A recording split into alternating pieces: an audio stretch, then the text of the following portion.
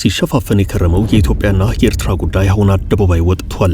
ኢሳያስ በግልጽ የቀድሞ አጋራቸውን የኢትዮጵያ መንግስት ነቅፈዋል። ጦረኛና መሰል ስሞችን ጠቅሰው የኩሽና ሴን ፖለቲካን አነሳስተዋል።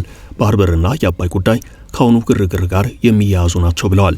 34ኛ የኤርትራ ነጻነት በዓልን አስመልክቶ ባሰሙት ንግግራቸው ከወቅቱ ጋር የማይሄድ ነው የተባለ አገላለጽ ተጠቅመዋል። የተዘጉ ድንበሮች ስለመከፈታቸው የህወሓት አንዳንድ ሰዎች አስመራ መጋበዛቸውና አዲስ አሰላለፍ እየመጣ ነው እየተባለ ባለበት በአሁኑ ሰዓት አስልተው ይናገራሉ የሚባሉት ኢሳያስ አንድ የጀዋርን ቃል ተውሰዋል። ይህ ንግግራቸው ያልተጠበቀ ነው። አሁን እየተፈጠረ ነው ለሚባለው አዲስ ጥምረትም እንቅፋት የሆነና እሳት የጫረ ነው ተብሏል። ጀዋር መሐመድ ስለ ሁሉም የፖለቲካ ጉዞ አይጸጽተኝም እንዳሉት ሁሉ ኢሳያስ ጦራቸው ኢትዮጵያ ውስጥ በመግባቱና በጦርነቱ በመሳተፉ አይጸጽተንም ብለዋል። ታዲያ ይህ የኢሳያስ ንግግር እሳት ጭሯል። ለምን እሳት ጫረ? ቀጣይ የኢትዮጵያና የኤርትራ ጉዳይ ወዴት ሊያመራ ይችላል የሚለውን በጥቂቱ እንመለከታለን። አብራችሁን ቆዩ። ለቤት ፈላጊዎች ታላቅ የምስራች። በመሃል አዲስ አበባ ሳር ቤት 88 ካሬ ባለ 2 መኝታና 130 ካሬ ባለ 3 መኝታ በ36 ወር የሚረከቡት አፓርትመንቶችን አቀረብንላችሁ።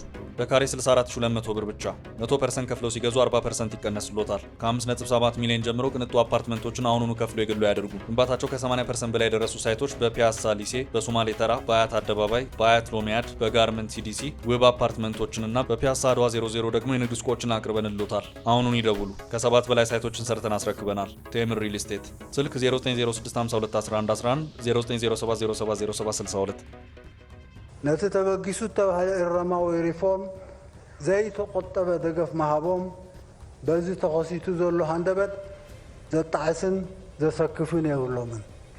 ኢሳያስ አፈወርቂ የኢትዮጵያና ኤርትራ ግንኙነት ምን ላይ እንደሆነ ግልጽ አድርገውታል። ኢትዮጵያና ኤርትራ ግንኙነታቸው ጥሩ የሚባል አይደለም። ብዙዎች የሰጉት ግጭትም በትክክል ስጋት እንደሆነ ታይቷል። ኢሳያስ አሁን የኢትዮጵያ መንግስት ጋር ግንኙነት እንደተቋረጠ አረጋግጠዋል። ለዚህ ብዙ ምክንያት ቢኖርም የቀይ ባህር ጥያቄ ግን ኤርትራ ቀይ መስመር አስመራ ከኢትዮጵያ መንግስት ጋር እንድትለያይ እንዳደረጋት መረዳት ይቻላል። ታዲያ ኤርትራ ላለፉት 2 ዓመታት ድንበሯን ከርችማ ቆይታለች። በረራዎች ተቋርጠዋል። የስልክ ግንኙነቱም እንደዛው። አሁን ደግሞ ኢሳያስ ከኢትዮጵያ መንግስት ጋር የነበረው መልካም ግንኙነት መበላሸቱን የሚያሳብቅ ንግግር አድርገዋል። ይህም ቢሆን የኤርትራ መንግስት በትግራይ ካሉ በተለይም ከአንደኛው የህወሓት አንጃ ጋር ግንኙነት እያደረገ ስለመሆኑ ሲነገር ሰንብቷል። አንዳንድ የትግራይ አክቲቪስቶች በግላጭ አስመራ ላይ ታይተዋል። ከኢትዮጵያ የፌዴራል መንግስት እውቅና ውጭ የሆነ አዲስ ጥምረት ስለመፈጠሩና የዛላምበሳ ድንበር ስለመከፈቱ መረጃዎች እየወጡ ነው። መንገዱ ሲከፈት በርካታ ሸቀጦች ከኢትዮጵያ በኮንትሮባንድ ወደ ኤርትራ ሲጓጓዙ የሚያሳዩ ምስሎችም ተለቀዋል። የባህር በር ያላት ሀገር እንዴት የባህር በር ከሌላት ሀገር ሸቀጥ በኮንትሮባንድ ታስገባለች የሚል ጥያቄ ይነሳል። ምናልባት የኤርትራ ኢኮኖሚ ዝግ ኢኮኖሚ በመሆኑ እንደ ልብ ከውጭ የሚሸመትና የሚገባ ነገር ስለሌለ በኢትዮጵያ በኩል የሚገባው ምርት ወደ ኤርትራ መሻገሩ ያን ያህል ላያስገርም ይችላል። የሆነ ሆኖ በትግራይ በኩል ከኤርትራ ጋር የፌዴራሉ መንግስት ያልፈቀደው ግንኙነት ስለመኖሩ ብዙ ምልክቶች አሉ። ጊዜ አስተዳደሩ ይህን አይነት ግንኙነት ስለመኖሩ በአስቸኳይ መቆም እንዳለበት መግለጫ አውጥቷል። የሆነ ሆኖ ግን ግንኙነቱ ስለመቀጠሉ የሚያሳዩ መረጃዎች አሉ። አዲሱ ጥምረት የፋኖ ኃይላትን ጭምር ያካተተ ሊሆን ይችላል በሚል ጥርጣሬያቸውን የሚገልጹ አስተያየት ሰጪዎች ይደመጣሉ። ይህ ጉዳይ ለፌዴራሉ መንግስት በቀላሉ የሚታይ አይደለም። ይህ ባለበት ሁናቴ ታዲያ ኢሳያስ በ34ኛው የነጻነት በዓል ላይ ሰራዊታቸው ትግራይ ውስጥ መግባቱን እንደማይጸጽታቸው መናገራቸው አዲሱን ጥምረት በበጎነት ላዩት አንዳንድ የትግራይ ፖለቲከኞች ቅር ያሰኝ ነበርም። ይህን ተከትሎ አንዳንድ የትግራይ ፖለቲከኞች ኢሳያስ መቼም ቢሆን አቋማቸው ሊቀይሩ እንደማይችሉና ሊፈጠር የተፈለገው አዲስ ጥምረትን በጥንቃቄ መታየት እንዳለበት እየመከሩ ነው። ኢሳያስ የኤርትራ ሰራዊት ትግራይ ውስጥ ገብቶ ሰርቶታል የተባለውን ጥፋት አምነው ይቅርታ ይጠይቃሉ የሚል እምነት በብዙዎች ዘንድ የነበረ ቢሆንም እርሳቸው ግን ልክ እንደ ጀዋር መሐመድ አይጸጽተኝም ብለዋል።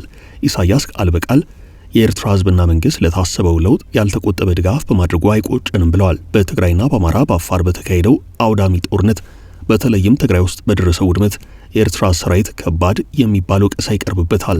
ጌታቸው ረዳ በቅርቡ ከፋና ቴሌቪዥን ጋዜጠኛ ሳሙኤል እንዳለ ጋር በነበራቸው ቆይታ ትግራይ ውስጥ ገብቶ የነበረው የኤርትራ ሰራዊት 30 ዓመት ወደ ኋላ መልሳቸውናል፣ 40 ዓመት ወደ ኋላ እንመልሳቸዋለን ይል እንደነበር ተናግረዋል። በየገቡበት ከተማም ይህን ይጽፉ እንደነበርና በትግራይ ውስጥ በከፍተኛ መጠን ሴቶችን የደፈሩት የኤርትራ ሰራዊት አባላት መሆናቸውን ተናግረው ግፋቢል የኤርትራ መንግስት ለዚህ እውቅና ሊሰጥና ጸጸት ሊሰማው ይገባ ነበረ ብለዋል። ጌታቸው ረዳ በዚህ ቴሌቪዥን ቆይታቸው ትግራይ ውስጥ ከተደፈሩ 100 ሴቶች መካከል በአማካይ 76ቱ የተደፈሩት በኤርትራ ሰራዊት ነው ብለዋል። ይህም በቀጥታ በሚታወቁ ጄኔራሎች ትዕዛዝ አማካይነት ሆነ ተብሎ የተደረገ እንደነበር በመናገር ከኤርትራ ጋር ግንኙነት ለመፍጠር ሲታሰብ ግፋቢል ለዚህ ጸጸት ሊሰማ ይገባል፣ የኤርትራ መንግስት ይቅርታ ሊጠይቅ ይገባዋል ብለዋል። ጌታቸው ረዳ ከኤርትራ ሰራዊት ጋር ግንኙነት ከመፈጠሩ በፊት ለሰሩት ግፍ እውቅና መስጠት፣ ይቅርታ መጠየቅ ወይንም ንስሐ መግባት አለባቸው። ይህ ባልሆነበት ሁናቴ ከኤርትራ ሰራዊት ጋር ግንኙነት መፍጠር አስፈላጊ አይደለም ብለው ነበርም። ጌታቸው ይህን ያሉት ከኢሳያስ አፈወርቂ ንግግር ቀደም ብሎ ነው። ይህን ተከትሎ ኢሳያስ በንግግራቸው በትግራይ ሰራዊታቸው ገብቶ ስለፈጠረው ነገር ግፋ ቢል ይቅርታ ሊጠይቁ ወይ ደግሞ ስህተት ሰርተናል ሊሉ ይችሉ ነበር የሚል እሳቤ ያላቸው አስተያየት ሰጪዎች አሉ። ሆኖም ኢሳያስ በግላጭ አይጸጽተኝም አይጸጽተንም ብለዋል። ሰራዊታቸው ጦርነት ውስጥ በመሳተፉ የብልጽግና መንግስት ህወሓትን ከ4 ኪሎ ሲገፋ ተባባሪ በመሆናቸው በአጠቃላይ ለብልጽግና መንግስት ላደረጉት ድጋፍ ጸጸት እንደማይሰማቸው ተናግረዋል። ይህ የኢሳያስ ንግግር ያላስደሰታቸው የትግራይ ፖለቲከኞች አሉ። ኢሳያስ ሁሌም የተረጋጋች ኢትዮጵያን አይፈልጉም የሚል ከቀድሞ መንግስት የጀመረው ወቀሳ አለም። በእርግጥ ኢሳያስ ከባድ ሂሳብ ሰርተው መጫወት የሚችሉ በዚህም ልምድ ያላቸው ፖለቲከኛ መሪም ናቸው።